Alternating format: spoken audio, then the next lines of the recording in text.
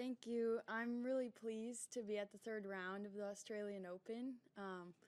It's really exciting for me.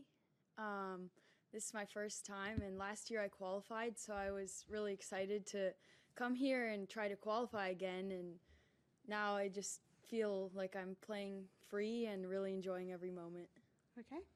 Chris? Yeah, Katie, Chris Clary, New York Times. I assume this is your biggest win. Is that true? Yes, it's true. It's my first top 10 win. So what would you consider your best previous win to this? I've had a couple top 100 wins.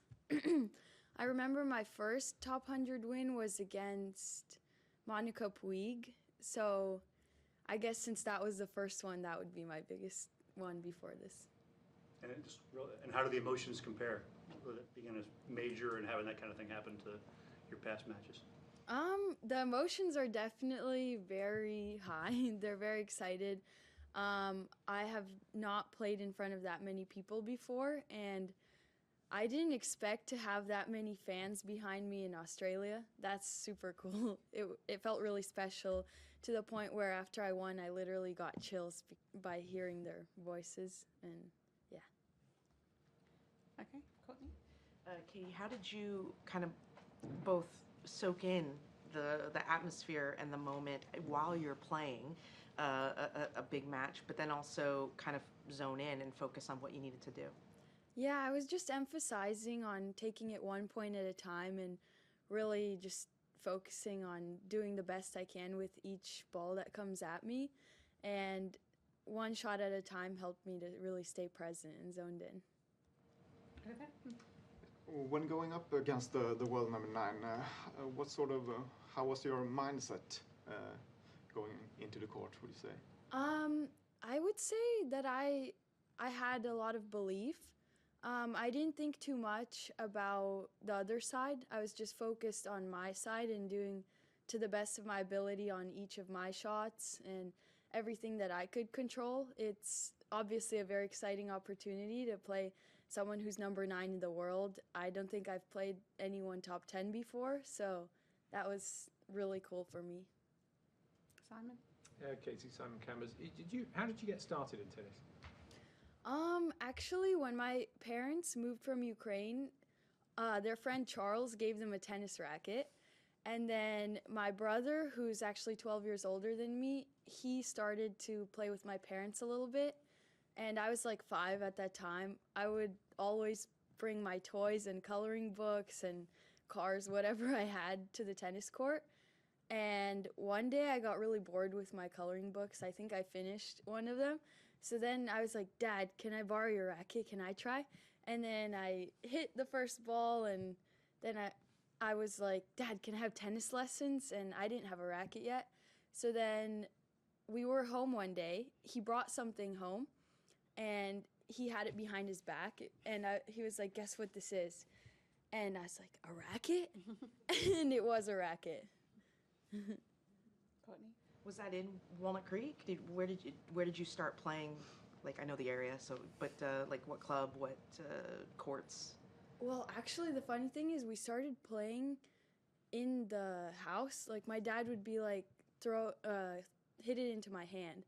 And there was like a chandelier up there, no pressure. And then after that, we moved on to Heather Farms Park. That was where I had my first lessons. And then to Moraga Country Club, kind of all in that area. Just in terms of taking the court, having the matches that you already had underneath your belt, and a good start generally to the season. I mean, how confident were you stepping out on that court that you could pull off this result? I wasn't thinking too much about the result or outcome.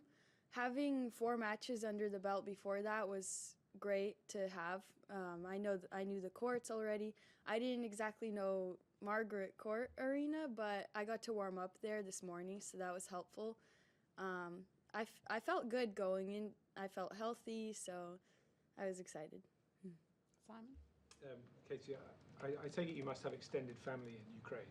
Yeah, I have a lot of cousins in the Ukraine, and actually they watch every single match, and they usually write me, and I communicate with them. It's really special.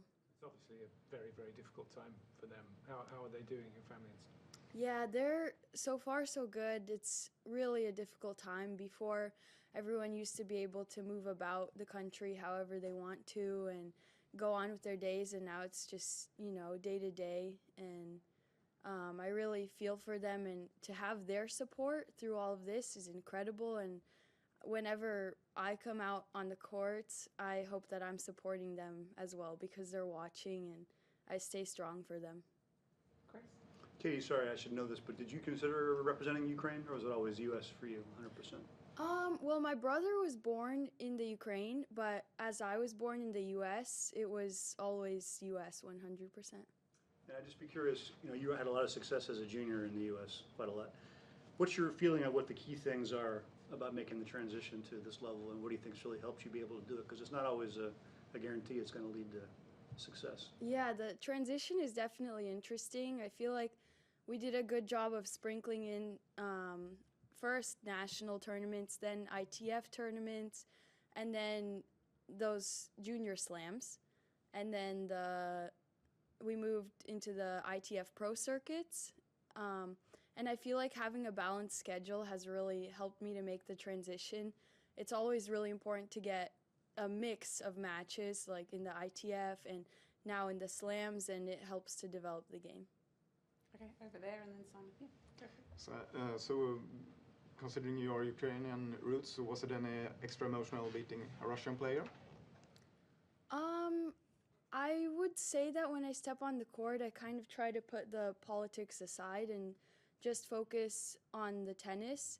Having said that, I always worry about my family, of course, in the Ukraine, but I don't hold anything against the players, and I just try to focus on the tennis. Simon? Would you have grown up speaking Ukrainian with your parents to start with, and then English at school? Yeah, well, actually, my father, he speaks both Ukrainian and Russian fluently, but since my mother, they're both from the Ukraine, but my mother spoke Russian, so then we would speak Russian in the house. Russian was actually my first language because they wanted English teachers to teach me English, so I wouldn't pick English up from them. And then when I went to kindergarten, I pretty much started communicating in English with all my peers. It's interesting because you almost don't say any ums or ahs or anything. Just That's good. very- I try to not say Courtney? And just in terms of picking things up and kind of starting with tennis, I mean, what was it that you liked about it other than running out of coloring books? Well, the funny thing is my mom was a very good swimmer, so she put me in swimming, and I would actually fake stomach aches after tennis practice because I really didn't want to go swimming. And she'd be like, you'll feel better once you're in the pool. But to me, tennis is just, you don't repeat one shot over and over. Like in swimming, I feel nothing against swimming, but for me personally, I felt that you just take 1 lap, 2 laps, 3 laps, 4 different strokes. In tennis, there's so many different shots, and that kept it really exciting for me all the time, and I'm still really excited about every shot.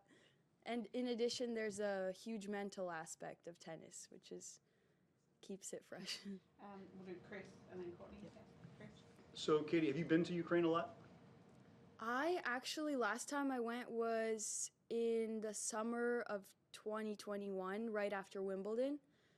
And before then, up until I was like 12 years old, my parents would take me there every year so I can spend time with my grandparents and with my cousins. And where was your family, or where is your family? They were mostly in Kiev and Dnipropetrovsk. Courtney? And just what's it like for you? I mean, now you're in the third round. You've been in the senior locker room for a few days now. What is that experience like? And also, obviously, being multilingual, you're kind of low key, can listen in on things. But but I mean, what's it like? What's the experience? It's really cool. There are many different lockers, and I happened to choose the same one as last year because that's how I am. And then it's really exciting to see all of the other players, and it's exciting to be able to practice my Russian and Ukrainian with other players. I have a couple of Ukrainian friends like Daria Snegur and Katerina Bindel, and I really love practicing my different languages with them. That's something that's really fun for me. Okay, thank you Katie, very much. how do you guys in your family pronounce your last name? I'm going to stick to Volynets. That's not the way you pronounce it at home, though. Now it is. All right. I like it. Okay, great, thank you. Thank you. Courtney, do you need anything extra?